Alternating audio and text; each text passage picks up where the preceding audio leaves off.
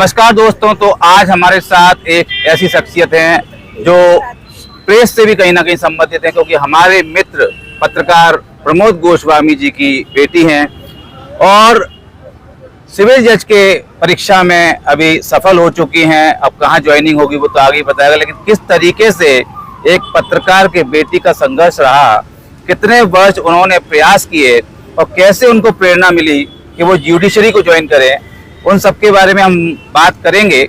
सबसे पहले आप अपना छोटा सा एक इंट्रोडक्शन दे दीजिए। मेरा नाम प्रियंका गोस्वामी है और मैंने अपनी LLB 2015 से MLB कॉलेज में से पास की थी। उसके बाद मैंने LLM किया और मैं नेट क्वालिफाइड भी हूँ और लगातार मैं तभी से, जब से पास आउट हुई हूँ, तब से ही न्यायिक सेवा के लिए प्रयास कर रही हूँ। देखिए, सरकारी कॉलेज की छात्रा रही हैं, जो आजकल एक सोच है कि छोटे कॉलेज में या वहां से आप बड़े सपने नहीं देख सकते, तो उसको तोड़ते हुए आगे बढ़ी हैं। क्योंकि आजकल ज्यादातर रईसों के बच्चे, उनका सपना होता है कि नेशनल लॉ यूनिवर्सिटीज में जाएं और शायद वहीं से उनका जीवन बन पाएगा। हालांकि वहां से भी बच्चे जीवन बनाते हैं, लेकिन यदि आपके पास संसाधन सीमित हों, उसके बाद भी आप अपनी उड़ान भर सकते हैं। इसका उदाहरण है। प्रेरणा कैसे मिली आपको कि लॉ सेक्टर में ही जाना है? पापा को ही देखा था और एक केस आया था 2011 में, नास फाउंडेशन वाला। तब मैं BA कर रही थी।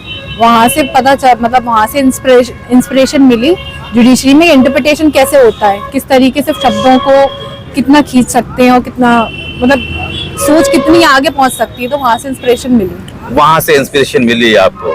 तो किस तरीके से फैमिली का सपोर्ट मिला आपको? क्योंकि कभी भी आप जब चुनते हैं, हमारा ये क्षेत्र जो है ग्वालियर चंबल का क्षेत्र, यहाँ ज्यादातर पेरेंट्स का दबाव बच्चों पे होता है कि बेटा साइंस लो, मैथ्स पढ़ो।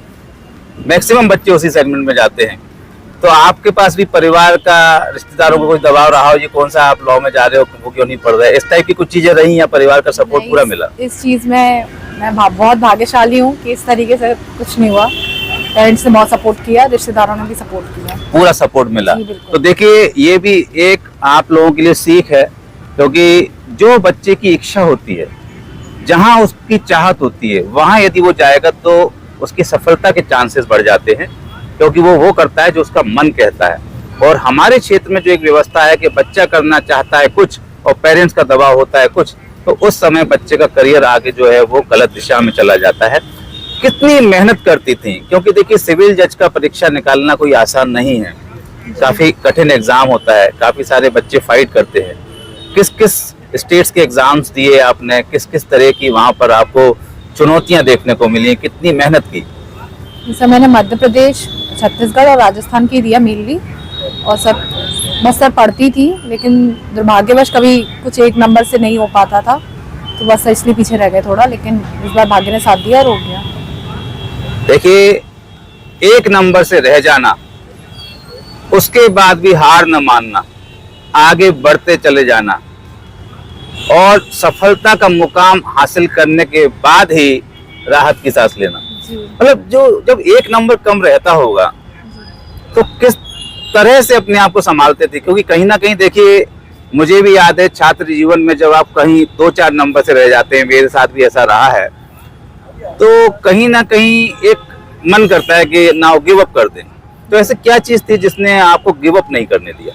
सर, मैंने है ना लोकसभा में अटल बिहारी वाजपेयी जी ये थी, तो उन्होंने एक चीज बोली थी, शिव मंगल सुमन की कुछ पक्तियां बोली थी, क्या हार में क्या जीत में, किंचित नहीं भयभीत में। तो वो मैंने सुना था, वो मुझे अच्छा लगा था। क्या हार में क्या जीत में, किंचित नहीं भयभीत में, कर्तव्य पथ पर जो भी मिला यह भी सही वह भी सही, वरदान मांगूंगा नहीं, हार मानूंगा नहीं।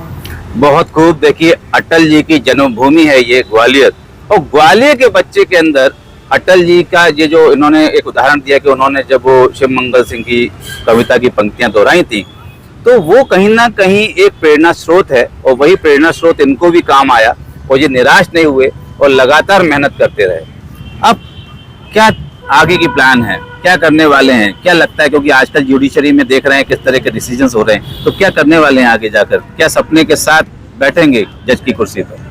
सर, आगे यही प्रयास रहेगा कि जितना हो, साक्ष्य जो आ रहे हैं उनको अच्छे से पढ़ें और उन्हीं पे फैसला दें। सर, जो साक्ष्य आ रहे हैं, मतलब ये देखिए, मैं आपको बता दूं, कानून की व्यवस्था भी यही है कि जो फैसला होता है वो साक्ष्य के आधार पर होता है।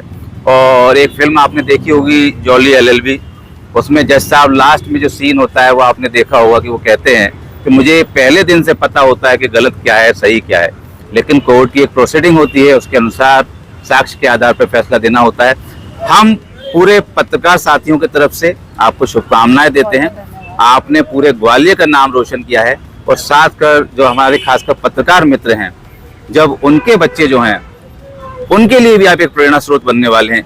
क्या संदेश देंगे जो और पत्रकार मित्र हैं उनके बच्चों के लिए? सर, संदेश यही है कि बिल्कुल निराश नहीं होए, हमेशा सकारात्मक रहें और प्रयास करते रहें।